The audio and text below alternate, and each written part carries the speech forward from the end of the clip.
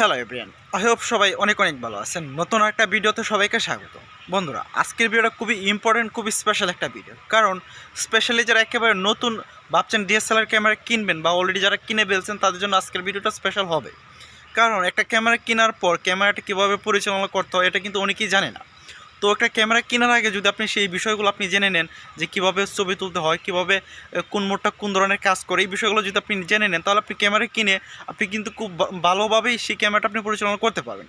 তাই আজকের ভিডিও তৈরি করা, যারা একেবারে নতুন ভাবছেন ডিএসএলআর ক্যামেরা কিনবেন তারা চাইলে আজকের ভিডিওটা সম্পূর্ণ না টেনে দেখার চেষ্টা করতে পারেন। কারণ আজকের ভিডিওতে আমি একেবারে প্র্যাকটিক্যালি দেখানোর চেষ্টা করবো। যে দেখতে পাচ্ছেন ক্যামেরা, এই ক্যামেরা দিয়ে একেবারে প্র্যাকটিক্যালি দেখাবো কীভাবে আপনার ডিএসএলআর ক্যামেরা মানে কোন মোড কী কাজ করে, ডিএসএলআরতে কীভাবে ভিডিও করবেন, কীভাবে পিকচার তুলবেন।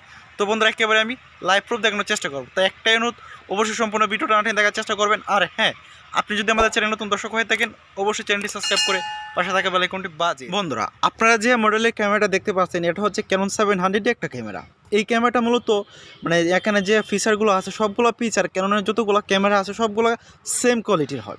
এই কারণে মূলত ক্যানন 700 দিয়ে আপনাদেরকে দেখানো।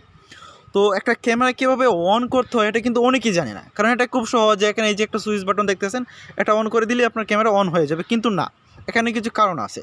তো যারা অনেকে ভিডিও করে কি, এই যে আপনারা দেখতে পাচ্ছেন যে বাটনটা এখানে দেখতে পাচ্ছেন হয়তো বাটনটা, এটা হচ্ছে আপনার অফ।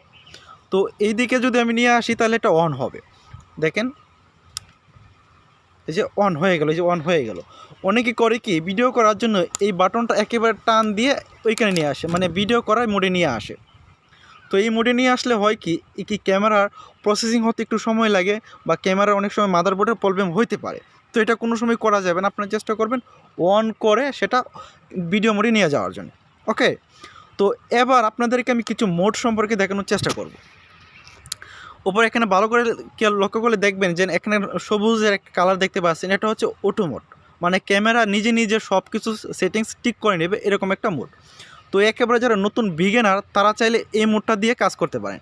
এই মোডটা হচ্ছে যে এখানে একটা সাদা দাগ দেখতে পাচ্ছেন, এই সাদা দাগ ওইটা সিধে সিধে রাখলে এটা হচ্ছে এই মোডে কাজ করবে।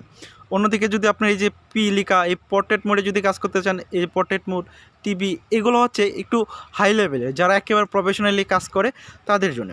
তো আরেকটা মোড আছে যেটা আপনি নতুন অবস্থায় সেটা আপনি ট্রাই করতে পারেন, সেটা হচ্ছে ম্যানুয়ালি যে এখানে এম দেখতে পাচ্ছেন লেখাটা, এটা হচ্ছে ম্যানুয়ালি। তো এটা কি করবেন, ঘুরিয়ে ডায়াল মোডটা এদিকে এই যে এসে এটি বরাবর নিয়ে আসবেন, মানে আপনি ম্যানুয়ালি কাজ করতেছেন।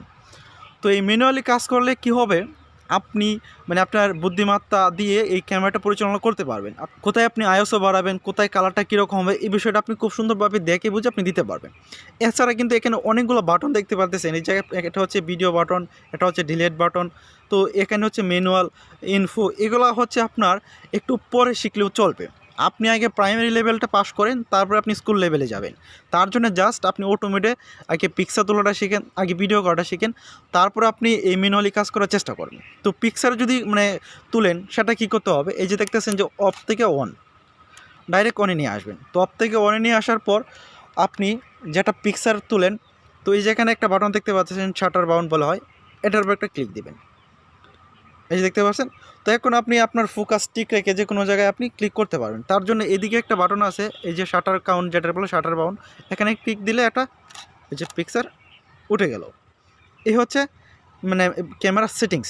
তো এটা যদি আপনি আবার ভিডিও করেন সেমভাবে যদি এই বাটনটা এখানে নিয়ে আসেন, একটা ভিডিও মোডে চলে গেল। বাস, এখন আপনি এই যে এখানে ক্লিক করলে এই যে ভিডিও হচ্ছে, এই যে দেখেন এই যে লাল বাটনটা দেখাচ্ছে, এটা হচ্ছে এখন ভিডিও হচ্ছে। এটাই হচ্ছে মূলত ক্যামেরার মানে প্রাথমিক ধারণা।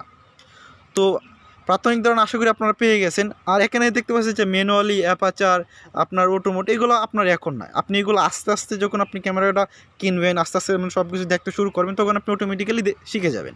আবার অনেকেই আছে যে ভাই একটা ছবি তোলেন, আমি ছবিটা ডিলিট করবো কীভাবে। তো তার জন্য এই যে ভিডিও বাটনটা দেখতেছেন, এটার উপর একটা ক্লিক দিবেন। যদি পিকচার থাকে, তো ধরেন এই পিকচারটা আমি ডিলিট করবো, তার জন্য এই যে এখানে একটা ক্লিক দিবেন, ডিলিট। তো যাদের টাচ স্ক্রিন হয় তাহলে এই যে এখানে ক্লিক দিলে ডিলিট হয়ে গেল। হ্যাঁ, যদি আপনি অন্য কিছু থাকে, ধরেন আমি একটা ভিডিও ডিলিট করবো, এই ভিডিওটা আমি ডিলিট করবো, তার জন্য এখানে ক্লিক দিব, তারপর এই যে এখানে ক্লিক দিলে ডিলিট হয়ে গেল। তো সেমভাবে কিন্তু আরেকটা যদি ডিলিট করে দেখাই, ডিলিট হয়ে গেল। তো এই হচ্ছে মূলত প্রাথমিক ধারণাটা দেওয়ার চেষ্টা করলাম। আপনারা চেষ্টা করবেন সবসময় এই যে এই ডায়ালটা এই অটোমোটে কাজ করার জন্য। তো প্রথমে যদি আপনি অটো মোডে কাজ করেন তাহলে আপনি মোটামুটিভাবে স্যাটিসফাই থাকবেন, সব ধরনের পিকচার আপনি নিজে ভালো পিকচার তুলতে পারবেন, ভালো মানের ভিডিওগ্রাফি করতে পারবেন।